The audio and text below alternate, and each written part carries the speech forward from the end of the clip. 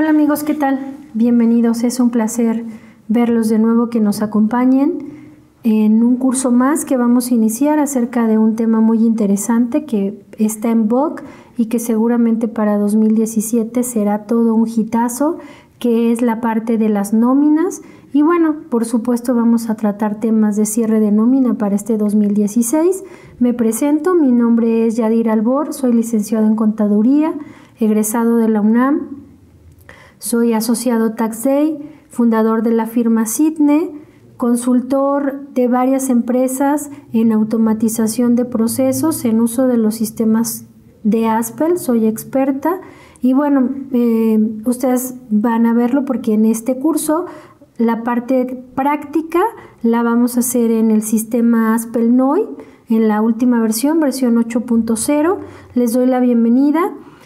Vamos a tratar varios temas que van a ser de interés, por lo tanto van a verlo en diferentes cápsulas. Yo los invito a que en este curso cualquier cosa que no quede entendida o clara, estamos a sus órdenes. Ustedes van a tener los contactos para que nos llamen y pues bueno, vamos a dar inicio a este curso. Bienvenidos.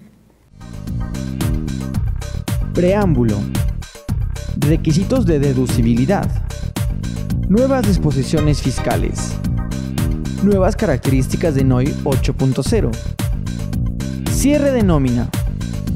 Corte anual e inicio de nómina. Declaración informativa de sueldos y salarios. Implementación del nuevo complemento de nómina en Aspel NOI 8.0. Bueno amigos, como vimos en el temario, pues vamos a empezar con el primer tema, que es toda la parte del fundamento de una nómina. El fundamento de una nómina y una nómina puede ser tan compleja o tan fácil como uno quiera. Definitivamente las autoridades siempre tratan de ponérnoslos de color negro. Por eso para mí es importante que antes de entrar a otros temas que vamos a tratar más adelante, quede muy claro y asentado qué es una nómina, cuáles son las leyes que toca una nómina, los recibos de nómina, qué tengo que cumplir, qué tengo que cuidar, porque la nómina, créanme que toca alrededor de 6 leyes diferentes, junto con sus reglamentos, la resolución miscelánea y obviamente un punto muy importante que vamos a tratar en este curso y que nos vamos a detener mucho para que quede muy claro es la parte del cumplimiento de la nómina para 2017 con todo el cambio que se empieza a gestar a partir de la 5ª resolución miscelánea, que ya está dada a conocer, todavía no se publica en el SAT, pero ya es de conocimiento que a partir del 1 de enero de 2017 todos los patrones o todas las personas que timbren nómina están obligadas a cumplir con ese complemento. Pero entremos en materia a la parte de inducción, de preámbulo, de recordatorio, de como ustedes lo quieran llamar, acerca de el manejo de una nómina. Si vemos en la definición qué es una nómina, pues en una empresa la nómina es la suma de todos los registros financieros de los sueldos de los empleados, incluyendo los salarios, las bonificaciones y deducciones. En la contabilidad, la nómina se refiere a la cantidad pagada a los empleados por los servicios prestados durante un cierto periodo. La nómina tiene un papel muy importante porque cubre, como ya les platiqué, varias leyes que dan cumplimiento. Siempre que me toca dar curso, la verdad es que he dicho que quien se encarga de la nómina es todólogo. ¿Por qué es todólogo? Porque tiene que ser psicólogo con el trabajador y con el patrón, ¿no?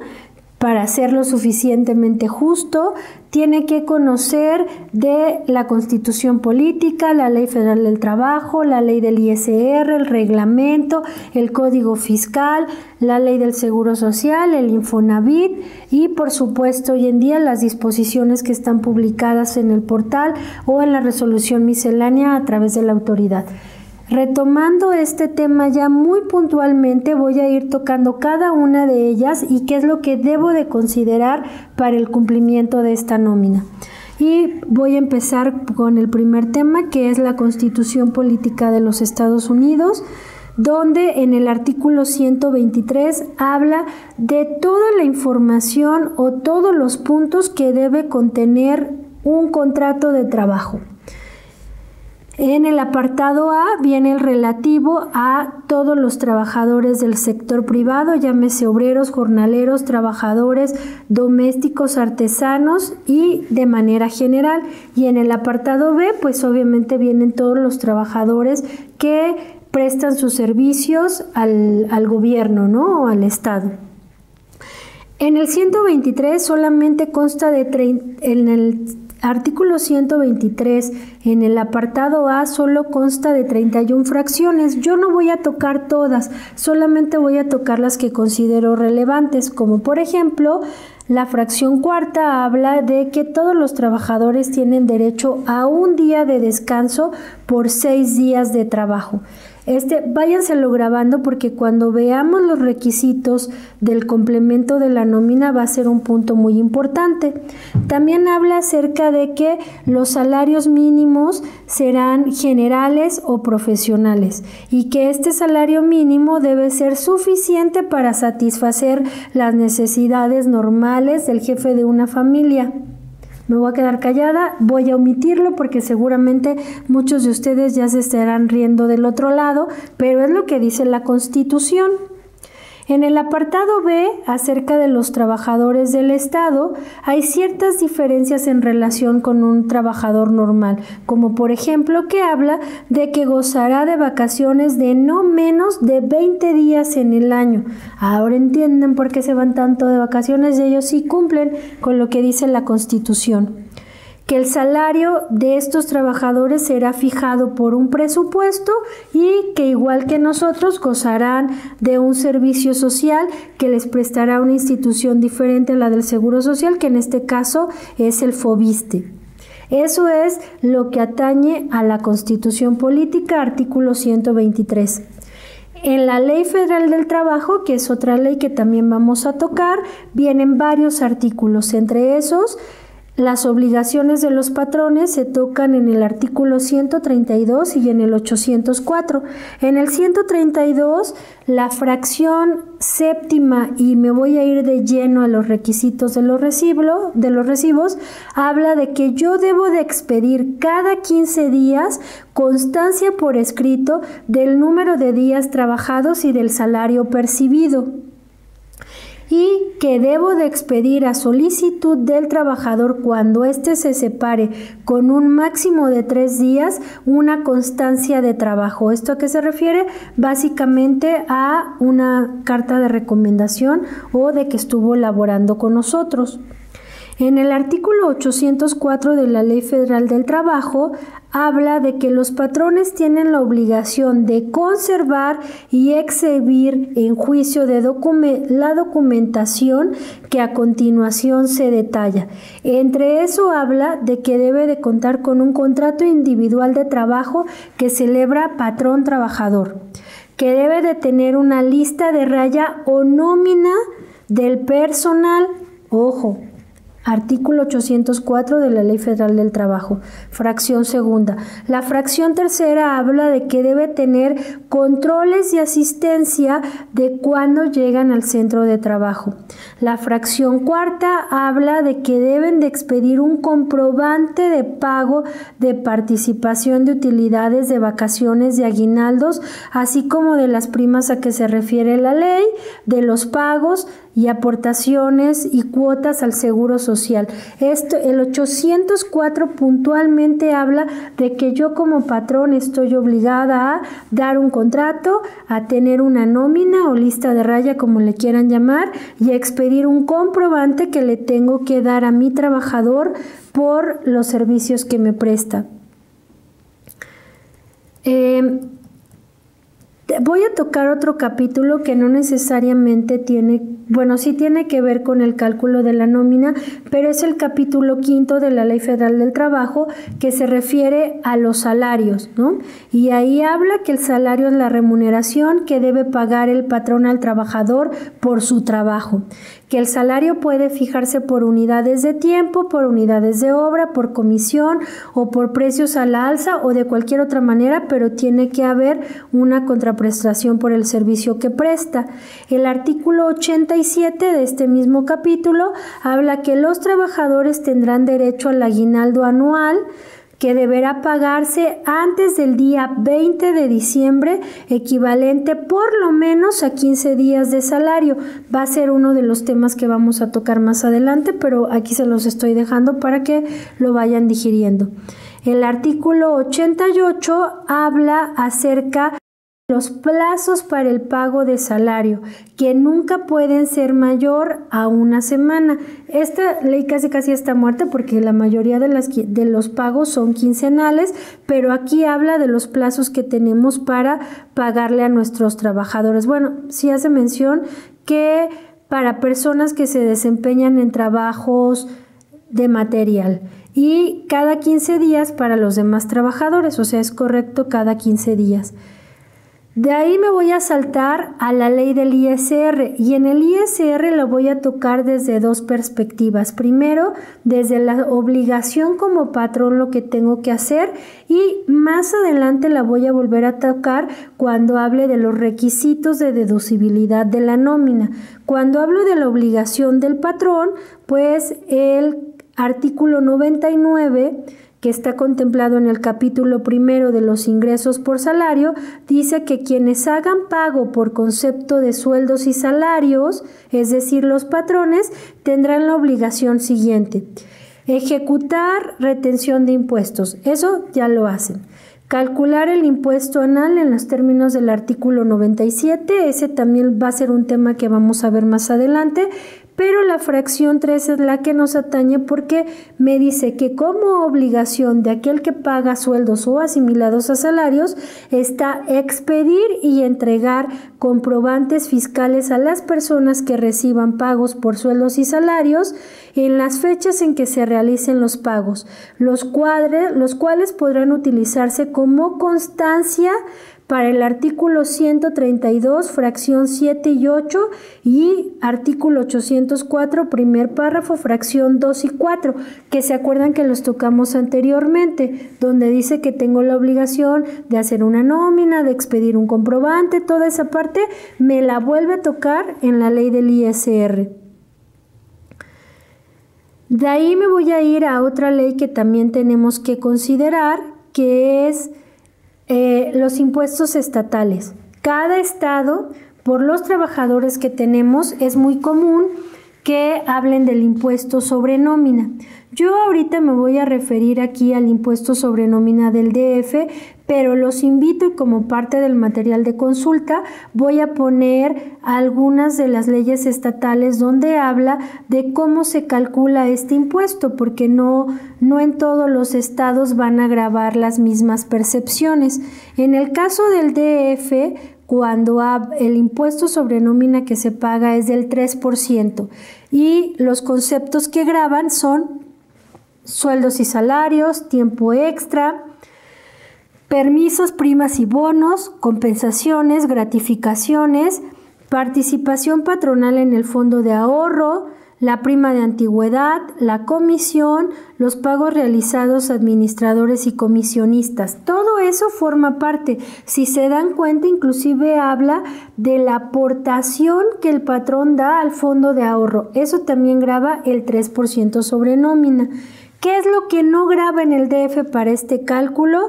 Los instrumentos y materiales necesarios para el trabajo, las aportaciones en el sistema de ahorro para el retiro, los gastos funerarios, jubilaciones, pensiones, haberes de retiros, indemnizaciones, aportaciones al Infonavit, cuotas al Instituto del Seguro Social, gastos de representación y viáticos, alimentación, habitación y despensa, intereses subsidiados por créditos personales, primas de seguro, prestaciones de previsión social, la PTU y ningún sueldo que sea atañido a personas, o más bien que reciban personas con discapacidades diferentes, es decir, esas están exentas de este pago del 3% sobre nómina. La siguiente ley que vamos a tocar va a ser la ley del Seguro Social. La ley del Seguro Social en el artículo 15 habla que los patrones están obligados a registrar e inscribir a sus trabajadores en este instituto. Pero la fracción 2 es la que nos va a tañir porque dice que se deben de llevar registros tales como nóminas, listas de rayas en las que se asiente y valide el número de días trabajados, los salarios percibidos por los trabajadores, además de otros datos que exija esta ley y sus reglamentos. Y es obligatorio conservar estos registros durante los 5 años siguientes a la fecha que lo expedí. Ojo amigos, muy importante, estoy hablando de la ley del Seguro Social. La siguiente fundamento legal que voy a tocar va a ser el Código Fiscal de la Federación. El Código Fiscal de la Federación, a partir de la reforma que tuvo en el 2014, el artículo 29 habla de que todos los comprobantes fiscales que yo expida los tengo que timbrar. Y este artículo 29 habla de la obligación de expedir comprobantes fiscales por los actos o actividades que realice, por las retenciones de las contribuciones que efectúe y que los contribuyentes deberán emitir mediante documentos digitales a través de la página de internet o de un PAC estos comprobantes fiscales.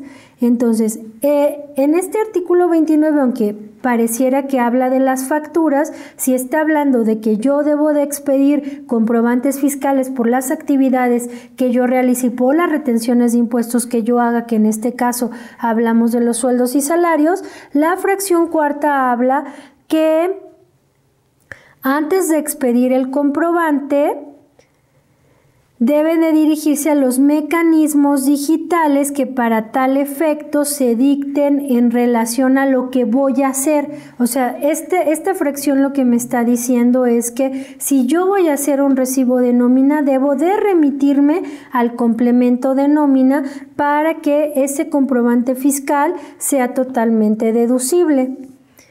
Y en el reglamento del Código Fiscal, el artículo 39 habla que para los efectos del artículo 29, segundo párrafo, fracción cuarta, que es la que les comenté, los contribuyentes deberán remitirse al SAT o a un proveedor para timbrar o para tener el folio fiscal, y habla de a más tardar dentro de 24 horas después de efectuada esa operación. Sin embargo, a través de resolución miscelánea, que es el siguiente punto que voy a tocar, en la resolución miscelánea, las reglas que hablan acerca de la emisión de comprobantes fiscales digitales específicamente por concepto de nómina y otras retenciones, en la regla 275, de la 2751 a la 2755 habla de este tema. Y en específico, la primera regla habla que en relación al cumplimiento de los tiempos para el timbrado de la nómina, aunque en el reglamento, en el artículo 39, habla de 24 horas, dice que cuando se trata de nóminas, el tiempo de timbrado va a depender del número de trabajadores que yo tenga. Y entonces dice que si tienen de 1 a 50 trabajadores, tienen un día hábil para timbrarlos después de que hagan el pago. De 51 a 100 trabajadores tienen 5 días. De 101 trabajadores hasta 300 trabajadores tienen 7 días. De 301 trabajadores a 500 tienen 9 días. Y cuando tienen una nómina de más de 500 trabajadores tienen hasta 11 días hábiles para poder obtener el timbre. Estos días hábiles se cuentan después del pago, pero no me limita a que yo la pueda timbrar antes del pago. Obviamente, si la timbro antes del pago, corro el riesgo de que el timbre no corresponda al pago. Por eso es que la autoridad habla que lo ideal debería ser que lo timbre después de que se hace el pago. Con esto yo estoy tocando todo lo que es relativo al cumplimiento de la nómina y algunos puntos interesantes que voy a profundizar en los capítulos posteriores o en los temas más adelante. Regresándome a la parte de lo que hace que mi nómina sea deducible o los requisitos que tengo que cumplir para que mi nómina sea deducible, si me refiero a la ley del ISR, el artículo 27 habla de que las deducciones autorizadas deben de reunir los siguientes requisitos. ¿Cuáles son esos requisitos? La fracción 1 es muy clara, habla de que deben ser estrictamente indispensables para la actividad del contribuyente. Por supuesto que una nómina es indispensable porque sin trabajadores pues yo no podía hacer todo lo que hago. La fracción tercera habla de estar amparado por un comprobante fiscal y que los pagos no, o más bien habla de que cuando los pagos sean mayores a 2,000 pesos, tengo que hacerlos por cheque nominativo. Sin embargo, y es muy importante que lo tomen en cuenta, en el reglamento del ISR, en el artículo 43, habla de que cuando se refiere a pagos de nómina, yo no tengo que cumplir con esa regla de que el pago en efectivo debe ser de menor a 2,000 pesos, siempre y cuando tenga un comprobante fiscal digital timbrado. Y si me permiten se los voy a leer. Dice artículo 43 para los efectos del artículo 27 fracción tercera, que era de la que hablamos de que debo tener un comprobante y que no debo hacer pagos mayores a 2,000 pesos en efectivo. Las erogaciones efectuadas por salario y en general por la prestación de servicios personales subordinados a que se refiere el artículo 94 de esta ley, pagadas en efectivo, podrán ser deducibles siempre que, además de cumplir con todos los requisitos señalados en las disposiciones fiscales para la deducción de dicho concepto, se cumpla con la obligación inherente de emitir el comprobante fiscal correspondiente por el concepto de nómina. Esto quiere decir que si yo hago un recibo y lo timbro, queda eximido el límite de los 2,000 pesos y puedo pagar más de 2,000 pesos en efectivo en mi nómina y va a ser totalmente deducibles. Se me hizo importante hacerles mención porque en muchas empresas obviamente es mucho más fácil pagar con tarjeta, pero le piden a los trabajadores que tengan una tarjeta, cosas así que a lo mejor no están acostumbrados a manejar y que ya con esto pues obviamente se abre el panorama. Me voy a regresar nuevamente al artículo 27 de los requisitos de deducibilidad y la fracción quinta habla de las obligaciones establecidas en esta ley en materia de retención e intero de impuestos, los pagos que a la vez sean ingresos en los términos del capítulo 1, esto quiere decir que a su vez sean ingresos para sueldos y salarios.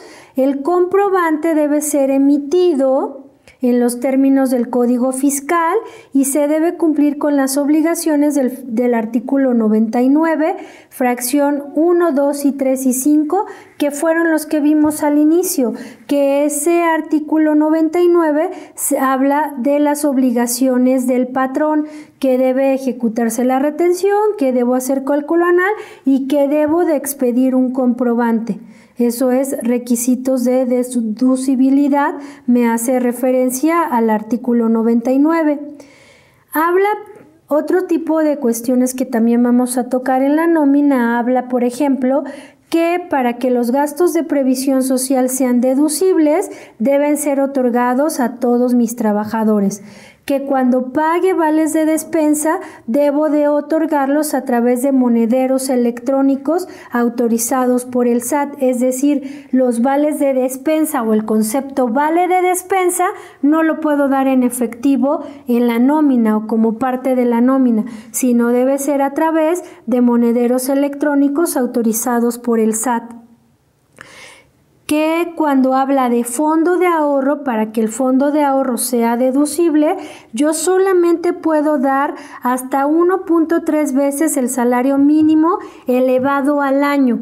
La mayoría de las empresas cuando llego me dicen, pues es deducible si el trabajador aporta la misma cantidad que el patrón, pero tienen que cuidar que para que sea deducible, ese fondo de ahorro que yo doy, independientemente que no debe de exceder del 10% que ya todos sabemos, de manera anualizada no debe de exceder de 1.3 veces el salario mínimo elevado al año, para que pueda ser deducible. Que las primas de seguro de vida van a ser deducibles siempre y cuando ampare la muerte del titular. Se me hace una ridiculez, pero aquí está. Si no, no es deducible, la fracción 18 habla que al realizar las operaciones correspondientes, esta fracción lo que nos dice es de cuándo debo yo de tener ese comprobante para que sea deducible. Y hablo en términos, y me voy a referir a la nómina, porque esta fracción habla que tengo a más tardar el último día del ejercicio para reunir los requisitos, o que puedo tener a más tardar hasta la fecha de la presentación de la declaración para tener los comprobantes, pero aquí queda exceptuada la nómina. Ojo, porque muchos dicen, oye, ¿qué pasó si no he timbrado? ¿Lo puedo timbrar? Bueno, acuérdense que la resolución miscelánea habla de cierto tiempo para reunir los requisitos de timbrado. Y por último, la fracción 19 habla de que tratándose de pagos efectuados por conceptos de sueldos y salarios y en general por la prestación de servicios personales subordinados a trabajadores que tengan derecho a subsidio para el empleo, efectivamente entregadas las cantidades que por dicho subsidio le correspondan a sus trabajadores y que dé cumplimiento a los requisitos a que se refieren los preceptos que lo regulan. Es decir, yo puedo hacer deducible la nómina siempre y cuando le haya pagado a mi trabajador el subsidio para el empleo que le corresponda, si es que le salió subsidio al empleo, a devolverle al trabajador. Obviamente, si cuando yo hago el cálculo de la nómina los ingresos tuvieron un impuesto y le meto el subsidio y el impuesto es mayor al subsidio, pues obviamente no se lo voy a pagar. Pero si el impuesto es menor al subsidio que le corresponde, yo le tengo que dar al trabajador ese subsidio para que mi nómina pueda ser deducible. Esta parte del subsidio no lo pierdan de vista, porque cuando hablemos de las nuevas disposiciones de nómina va a tomar relevancia en dónde voy a ubicar este subsidio para el empleo y cómo va a jugar para esta parte. Adicional, como les mencioné, en resolución miscelánea tengo varias reglas que hacen mención, y la última regla que voy a mencionar es una que está en la parte de la emisión de comprobantes fiscales digitales, que es la regla 271. En esta regla 2718 habla de los complementos y hace mención que para los efectos del 29 fracción sexta se publicará en el SAT y en el portal el complemento que tenga que ver con esta nómina. Ojo, adicional a todo lo que tengo que cumplir, tengo que atenerme a lo que dice este complemento, que es el que va a cambiar para 2017. Pues miren, amigos, la verdad es que información hay mucha. Yo lo que traté con esta introducción es ponerlos en línea de todos los puntos que tenemos que cumplir a nivel jurídico, legal, fiscal, como ustedes lo quieran ver, para que nuestra nómina sea deducible, para que en los siguientes temas, cuando yo hable de que tenemos que cumplir, ustedes ya tengan todo el preámbulo. Pues gracias y nos vemos en el siguiente capítulo.